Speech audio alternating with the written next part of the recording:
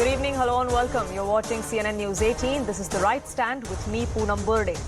In 3 days from now, India will get a new parliament, a symbol of new India, a self-reliant India and a parliament that would mark 75 years of independent India. The construction of the original parliament building was completed in 1927. It's almost a century-old structure now. It's increasingly being found to be inadequate, and the need for such a building was called for by many, including Congress leaders. But when India celebrates this historic moment of throwing open to the country this new building, 21 opposition parties will be conspicuous with their absence. Over the last 1 week, the opposition has accused the Prime Minister of hijacking the event as a personal PR exercise. A vanity project of the Prime Minister is what they called it. They said that the BJP and the central government was insulting the first citizen of this country, the President. That has prompted them to boycott this event altogether. On the other hand, we have 18 parties of the NDA alliance along with several others who say that they will put the country above their politics, which is why they will attend this momentous occasion. Now, while the BJP and the opposition trade barbs, today the Prime Minister made a cryptic comment, but there was a lot to read between the lines. He didn't name anyone, he didn't name the opposition, but the message was very, very clear.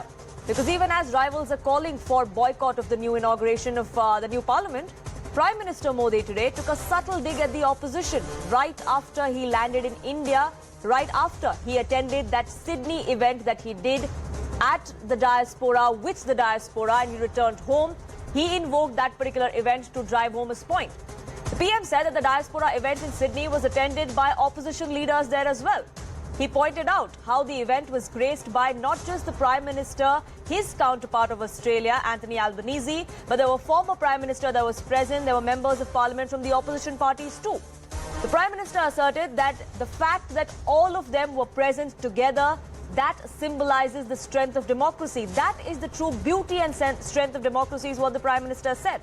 He also then went on to say that all of these parties, irrespective of their ideologies, came together to participate in an event that had nothing to do with them per se. It was an Indian communities event, an Indian diaspora event for the Indian Prime Minister. And yet, we had several such people come together on one stage because that's how we celebrate democracy.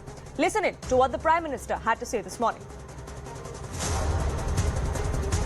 भारतीय समुदाय का जो कार्यक्रम था, वहां Australia के प्रधानमंत्री का आना गौरव की बात थी। लेकिन इतना ही नहीं, उस समारोह में पूर्व प्रधानमंत्री भी थे।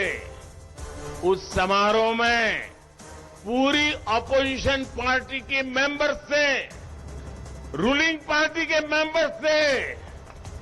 ये लोकतंत्र का वातावरण ऑस्ट्रेलिया के लोग में भारतीयों के प्रति, चाहे पक्ष सत्ता का हो, चाहे पक्ष विपक्ष का हो, सबके सब मिलजुल करके भारतीय समुदाय के इस कार्यक्रम में उतने ही उमंग और उत्साह के साथ शरीक हुए थे।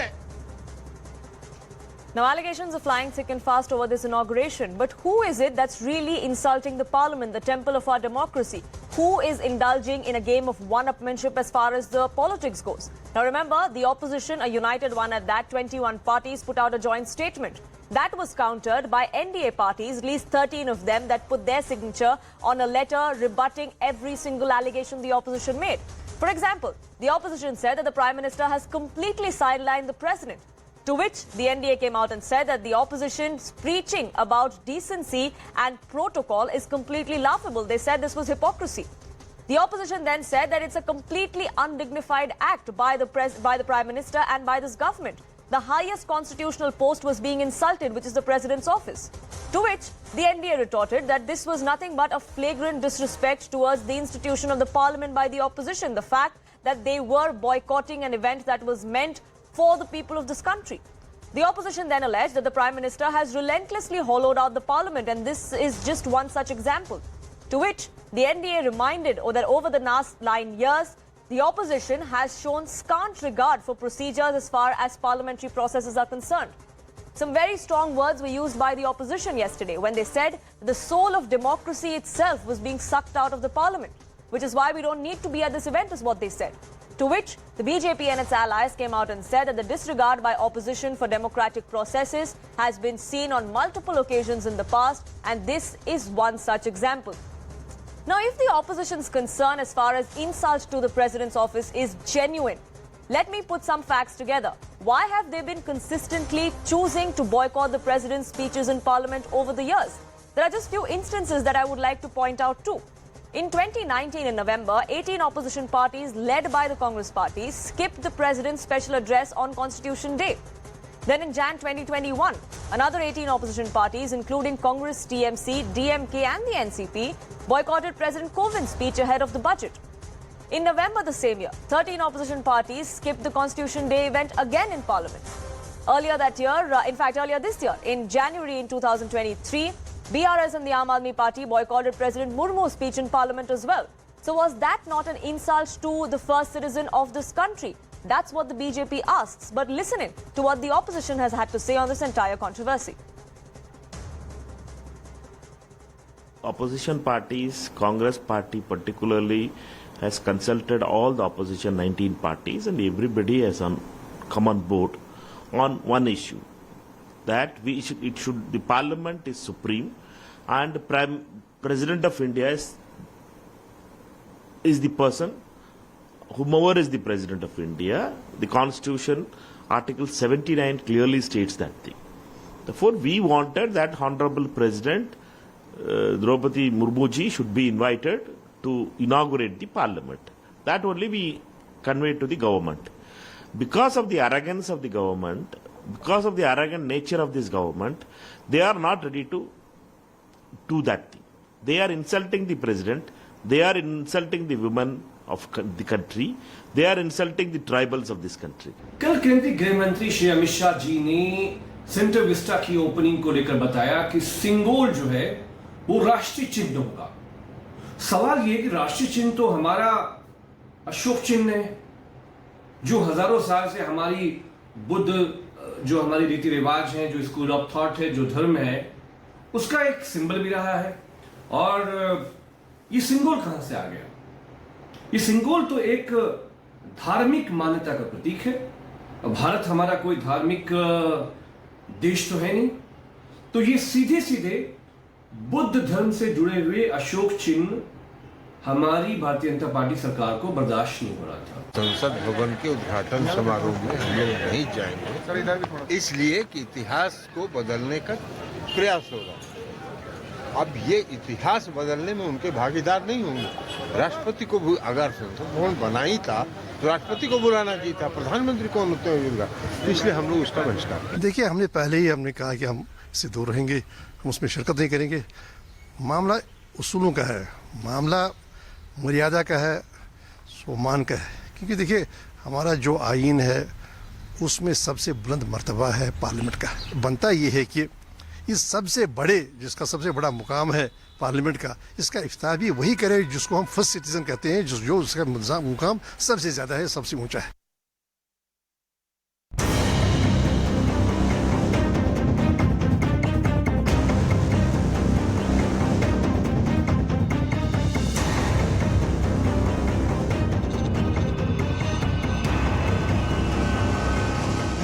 संसद के अंदर नए भारत की रचना के लिए मनन हो, चिंतन हो, चर्चा हो, मगर आप तो प्रधानमंत्री जी को भूलने भी।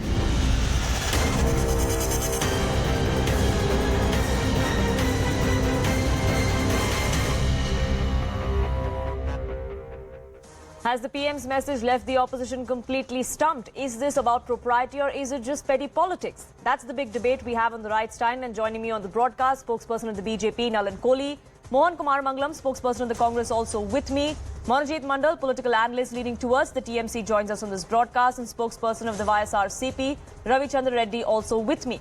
And I want to start by asking Mohan Kumar Mangalam. Today, what the Prime Minister said after he landed in Australia, the event that he spoke of in Sydney, the diaspora event, where he said that not just the Prime Minister, not just his counterpart, but several opposition leaders were also present. He said that was the strength of democracy. The fact that 3 days from now, when the Parliament is opened up to the country, it's dedicated to the country, the opposition is going to be missing. That is not the strength of democracy, is what the Prime Minister was trying to say. How do you have to respond to that? I think it's up to the Prime Minister whether he wants to or not have the opposition there. All the opposition is doing is making a simple request of having the President be at the event, and the Vice President is also the Chairman of the Rajya Sabha. The Prime Minister outside of the Parliament is a Prime Minister. Inside, he's a Member of Parliament. In his cabinet, he is merely first among equals. And I'm quoting Mr. Sardar Patel when I say this. And I think he should have the graciousness to listen to the opposition and allow the President to attend and inaugurate the event. The President of the first citizen, after all, the President and the Lok Sabha and the Rajya Sabha together are what the Parliament comprises of. So I think whether democracy is being upheld here or democracy is being maintained is very much in the hands of the Prime Minister, if he chooses to listen to the opposition or if he tries to ride roughshod over the opposition as he always has. But is the onus only on the Prime Minister and the government?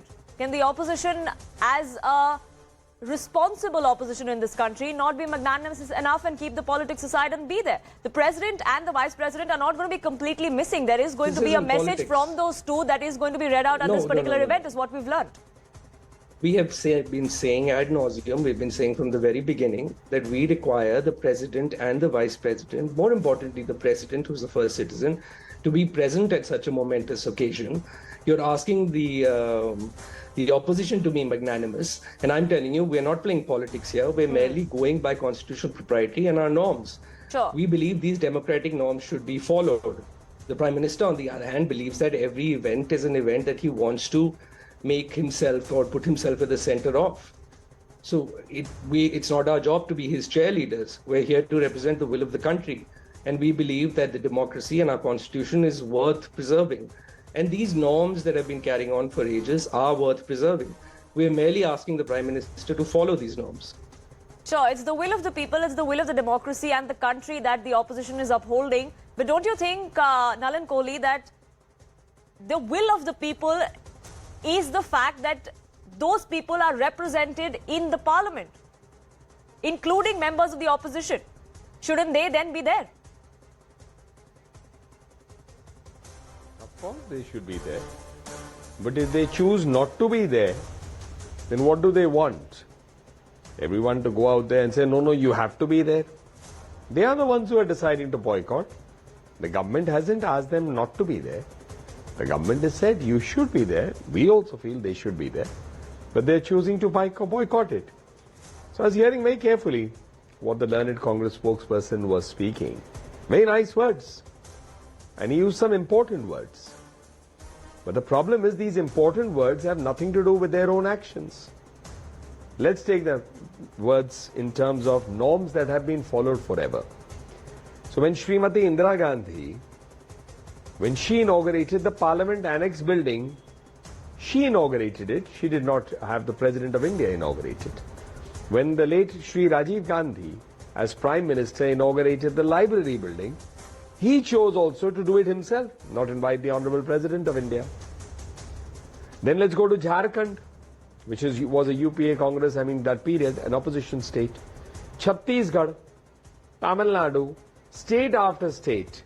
When the assembly was inaugurated or something to do with the assembly, Sonia Gandhi ji was there, others were there, but the President of India or the governor of the state, who is the first citizen of the state, was not invited. So what norms are to be followed? I'm not able to understand. These are the norms that have been clearly shown by the UPA Congress and the Congress before that, from Indira ji's time right up to Rajiv Gandhi ji, and continued into the UPA era. But And Nalan when the Kohli, BJP sorry to is interrupt you doing there. something which can compare, one minute, let me finish it. Sure, go you ahead. say follow the norms. That's one. Okay, you were asking something, please. Yes, but the opposition says, Nalan Kohli, that this is not a fair comparison to make as far as inauguration of a library or a parliament annex is concerned. It's comparing apples to oranges. Okay. So no, it's not. It's within the same compound where another building has come. So let's take this up also. When Narendra Modi ji spoke about a new parliament building, they said it's a wasteful expenditure. They call it a vanity project. That means you didn't like the project from day one. You don't believe that Parliament of India, which the old building is over 100 years old, that the new building is required, more facilities are required, space is short, security issues are there. So all of this, they were against it. So essentially, they are against it from day one. Now they are finding excuses. First you oppose the building itself. Then you have a problem with the emblems. Then you have a problem with the date. Why is it on 28th? Why on Savarkarji's day? Why not 27th? Why not 29th? Without understanding that it may have something to do with scheduling also. Then they are now who should inaugurate it. Then they say you must have the grace to listen to the opposition. Or in February 2023 in the Rajya Sabha, when the Honorable Prime Minister of India was responding to the debate, the opposition spoke, then he was answering. They were chanting slogans not allowing him to speak. So I'm just asking, what are these nice words about? Follow norms, show the grace to listen. They do exactly the opposite. So don't ask or say things that you don't mean.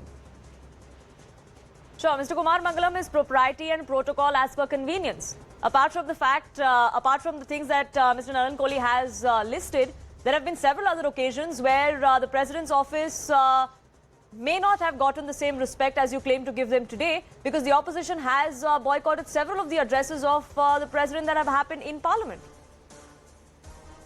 My learned friend, Mr. Kohli, made a number of points. So allow me to respond to them one at a time.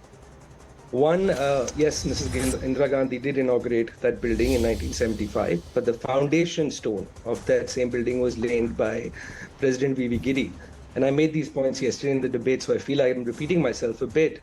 But because he's brought it up, I have to tell you that then there was a library that was inaugurated by the President K.R. Narayanan.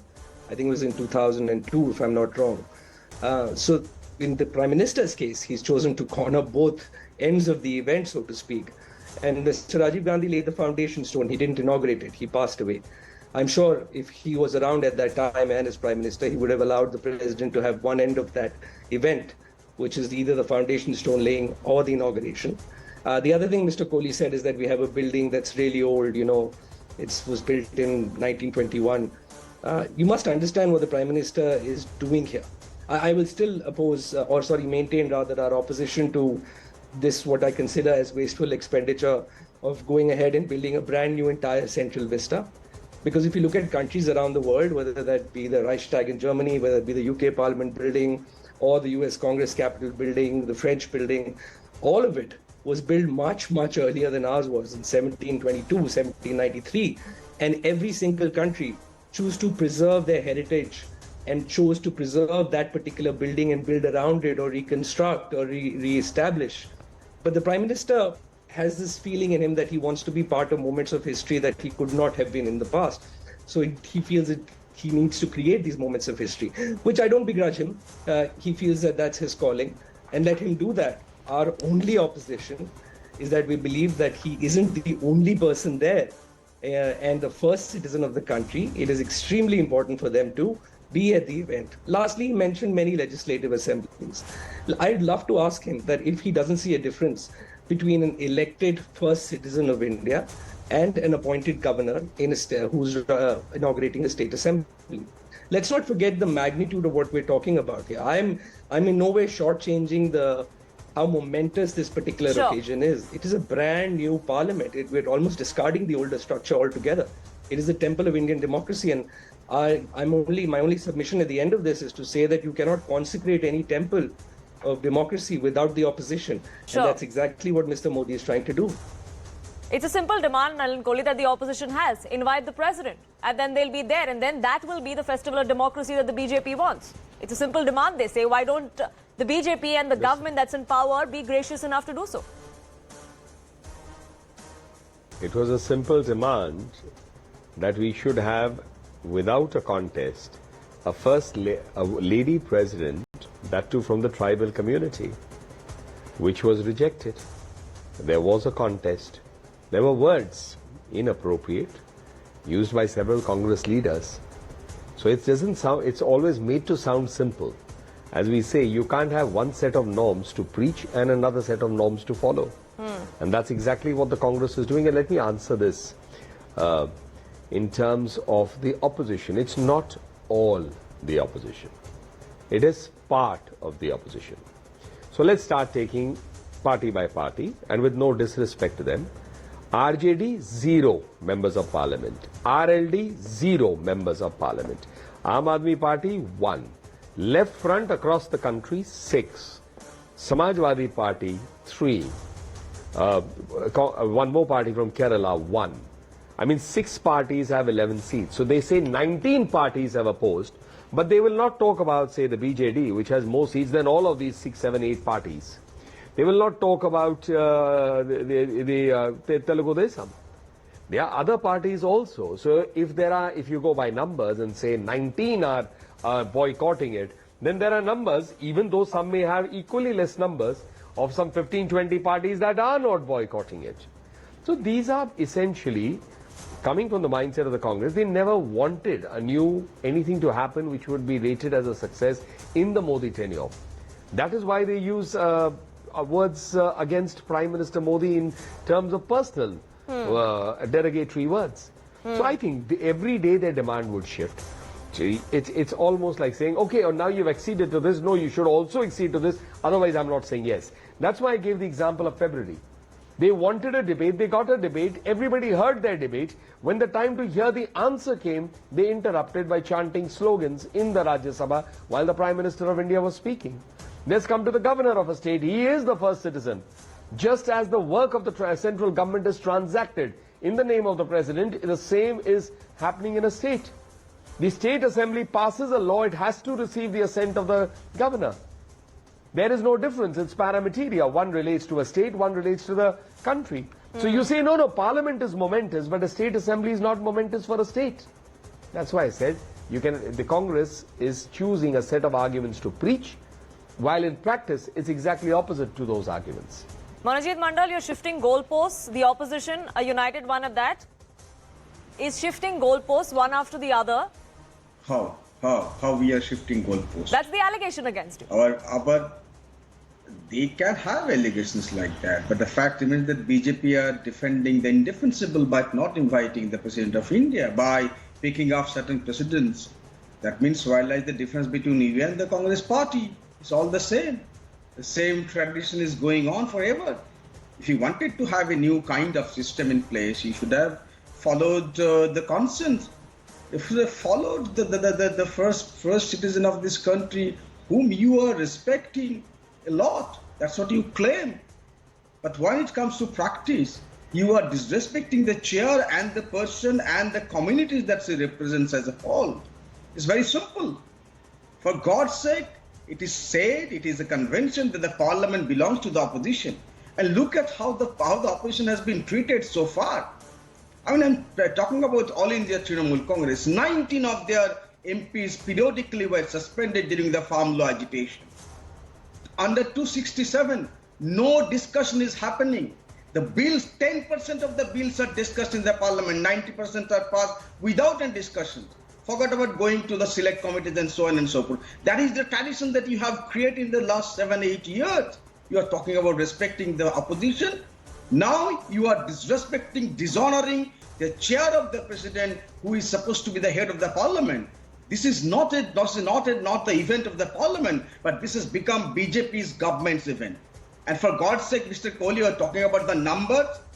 But Mr. Manojit Mandal, who's making this a BJP event? Is it the government and the BJP or the opposition? Because the opposition has decided to not go. They have. First of all, when the country was under tatters, there was cemetery virtually on the streets of Delhi during 2021, that second COVID wave. During that point of time, these brutally obscene scenes were happening in the parliament. They were constructing the parliament. We opposed that. It could have waited. It was opposed in the Supreme Court as well, but the Supreme Court did rule in the favor of the project and the work being done. Supreme Court will never interfere into this kind of events of the government. That's very law. But you had a consensus when the country was needing money during the second wave of COVID. You are spending this money. Yes, we need space. But did you need to spend 20,000 crores to have this kind of a lavish project? Please ask this consensus. A country where people are still living under the poverty line, 30% of the people are still having only 2 square meal. They're not even having the proper meals. Do you need this kind of lavish luxury? For God's sake, What will people? You are Mr. comparing Monojit yourself with Mandal, with Australia. due respect, Sir, this is Australia- perhaps the exact thing that the Australia BJP is does talking not- about, that you are Australia- changing goalposts. It started with why the project We is are needed in not- the first place, we are to not- then the I cost, can- to then the inauguration date, Certainly to now not. who's inaugurating it. I can talk about the party that I represent at time. It's a consistent position since 2021. This kind of lavish, luxurious buildings or the project was absolutely not necessary. Sure. It was avoidable. It's an expenditure that should have been used for a better purpose. I repeat, still the Bengal government owes the money from the government as far as COVID is concerned. Forget about the other money. You are not even giving out the due legitimate money that the Bengal government needs. Sure. The GST on the count of other firms. And you are spending this much of money for constructing this kind of building? It could have Sure, been but cotton. is the You're event keeping in on mind. 28th And then- being boycotted and by the then- TMC because the and cost then of the comes- project, or because the president is not there? For every for every other issues. Then comes the biggest jolt. You are not inviting the president of India. You're insulting the community that he represents. What are you talking about? You do not respect the opposition. That's fact. I have given you the facts. The opposition voice is cattle. And for God's sake, Mr. Kohli, now the farm law has been taken back. And for that farm law, you insulted the party leader, TMC party leader in the Rajya Sabha, Mr. Derek O'Brien, saying that he was assaulting the speaker or the chairperson. Now you have to take back the farm law. Please, it's time to apologize, not just to All India Trinamool Congress, but to the entire opposition for what you have done during the farm law agitation by suspending MPs after MPs. And now you are talking When the about members of respecting parliament the were suspended, bylaw. unfortunately, It's an there was arrogance of power. unfortunately, It's an there arrogance of was power that is unparliamentary speaking. behavior from It's all an sides. We arrogant- saw the kind of behavior that came to the fore from opposition arrogance members of of the parliament as well. Prime But let's Minister not get that is into that. speaking. You say this is a BJP event, and let me get in the spokesperson of the YSRCP, Absolutely. Ravichandran Reddy, as well. He's been patiently waiting. Now, YSRCP is not within the NDA alliance. They've not seen eye to eye with the BJP on multiple issues. Why, Mr. Reddy, then have you agreed to attend this particular event, be a part of this event? Good evening, madam. We are participating. Our government, YSRCP government sitting in Andhra Pradesh, and YSRCP party supremo and leader, Sri Y. Jagannath Reddy ji said categorically that we are attending each and every parliamentary member of our party, because we are having 22 Lok Sabha MPs and 10 plus from Rajya Sabha. Around 30 plus people we are having, we are going to represent to grace the occasion for this historic moment, to show the solidarity of this great event in name of democracy. Maybe flags may be different, agendas may be different. This huge monumental occasion after 75 years independence, आजादी का अमृत महोत्सव होने का समय में जो हो रहा है, इसको हम किसी भी कारण से हमने ठुकराना नहीं चाहिए। एजेंडा अलग अलग रहता होगा, कोई भी solidarity of the opposition show करने के लिए, शो ऑफ स्ट्रेंथ करने के लिए, ये एक माहौल बनाने के लिए ये जो होने जा रहा है, ये अच्छी बात नहीं है देश के लिए। पूरा दुनिया देख रहा है हमको। Entire countries event, this is a historic event. Sure. This should be from each and every parliamentarian from our point of view. I respect Nalin Kohli ji. He named Telugu Desam Party. They are having only 3 MPs in Andhra Pradesh. We are having 30 plus MPs in Andhra Pradesh. You have not named us, that we are showing solidarity for this historic occasion. And I want to say one more thing. Entire world is watching. This solidarity should be shown from each and every parliamentarian. These allegations can be leveled after this occasion also. Even for court also, the matter is impending. So this should not be a cause to show the solidarity of the opposition. Sure. So, We Mr. Kumar strongly feel Mangalam, that. the opposition accuses the BJP of making this about the Prime Minister. You are at the receiving end of an allegation that you are making this about a show of strength, a show of unity of the opposition, perhaps with an eye on 2024. If we are making it a show of strength for the opposition, then why is it that the Bharatiya Janata Party felt compelled to bring together their own alliances and send a letter back? What was the need for condemning what was basically a request from our side? a number of parties came together. Many of them are not in alliance with us in many places. They oppose us in many places. But we have found common cause on this one issue. This does not guarantee that we are going to be in alliance with them in the forthcoming elections either. There are many parties in there which we might not ally with in the particular states. We directly oppose them. So I don't see this as having anything to do with 2024. We didn't sign a letter as the UPA, but the NDA replied. If anyone's doing politics here, it seems to be the BJP. Ms. Nalan Kohli, why did the BJP and the NDA have to come out with that letter? The opposition was making a request, as Mr. Kumar Mangalam has been saying since the beginning of the show. And it's a simple request. Call the president. We'll all be there. Let's celebrate this occasion. It's not a simple request. I've been telling you again and again through the show. Now, how is it a simple request? When they follow one set of norms, then say follow another set of norms. Let's even come to this. What the opposition calls a simple request is a threat. Do it this way or we'll boycott, and we'll boycott. So, I mean, now it's a new thing. I will disrespect the launch. I will not participate despite being an elected member of parliament. I will do politics over this, and you have to do it this way, otherwise I will not attend, and that's a request. So, I mean, these are nice words, but nice words have to be followed by intent, and have to be followed by some consistency and action yourself also, no? Monojit Mandal, I see your hand up there. Kumar Mangalam, I'll come. Mohan Kumar Mangalam, I'll come to you, but Monojit Mandal, go ahead. When you are evidently insulting the Constitution of India, under which all the members of the parliament take their oath, where lies the question of attending? By not inviting the President of India, by not listening to the opposition, again I repeat, who should own the parliament? Because it belongs to the opposition, that is the convention in this country. You and I know this. You are talking about we are boycotting and we are threatening you? No, a simple protest.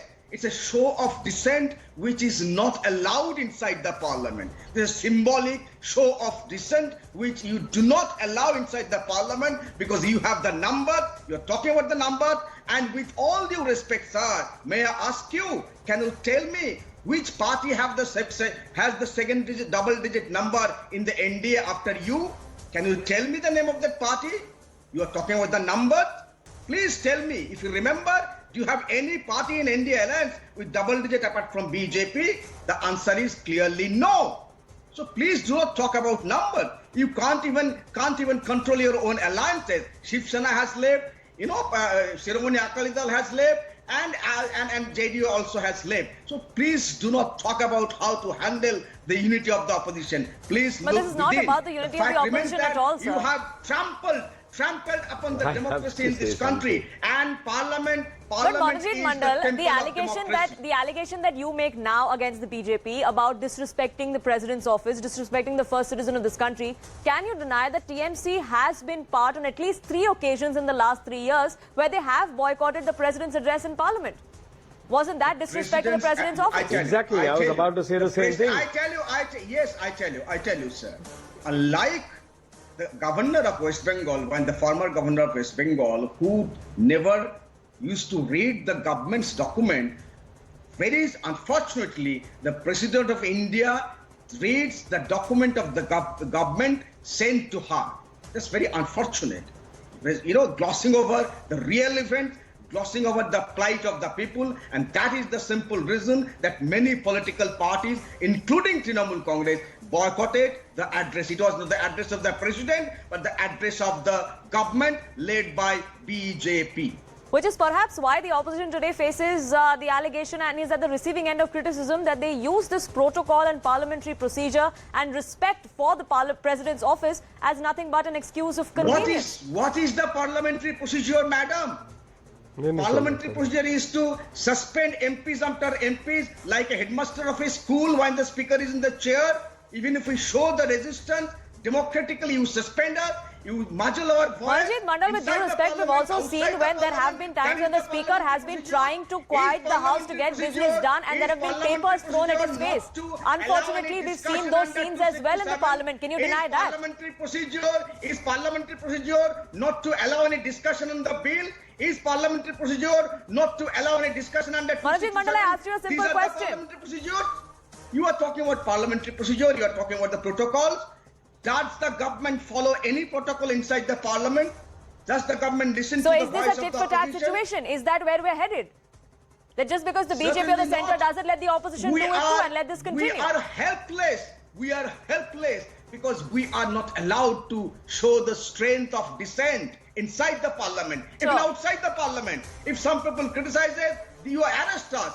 That's what is happening many times. Even journalists are being put in jail. So where do we go? This is simple symbolic show of protest and Sure. resistance to a government which So doesn't it's not an listen insult to the voice of parliament, democracy. it's just a simple protest. That's not how the BJP sees it. And in the run-up to the inauguration on Sunday, we're only going to see the fireworks snowball, unfortunately. I'm running out of time, but I thank you all gentlemen for joining us here on the